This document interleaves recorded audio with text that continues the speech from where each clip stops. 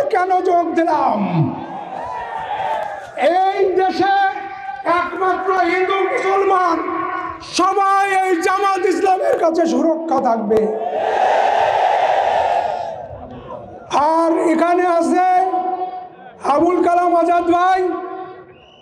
এই আবুল কালাম আজাদ ভাইকে আপনারা আগামীতে এমপি করতে পারলে আপনাদের যে কোনো সমস্যা আছে সেই সমস্যা সে নির্মূল করবে। আর এখনো যদি সে কোনো কিছু চায়, আমার নেতা মিয়া গোলাম পরোয়ার আর ডক্টর শফিকুর রহমানের কাছে আমরা ক্ষমতা আসিনি, তাতে কি এখনো কাজ করতে পারবো। আর আপনারা এই যে 5ই আগস্ট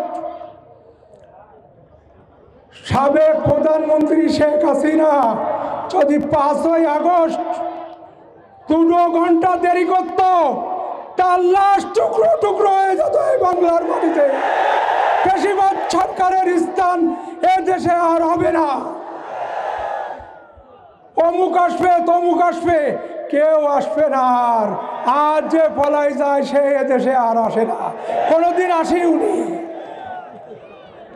আর আমরা আগামীতে এখানে কালাম ভাইয়ের হাত শক্তিশালী করে এমপি বানাই নিয়ে সংসদে যাব। আর আমরা আগামীতে আপনারা যদি সাথে থাকেন আমরা সংসদে যাবই। এই বলে আমার সংক্ষিপ্ত কথা শেষ করছি। সবাই ভালো থাকুন।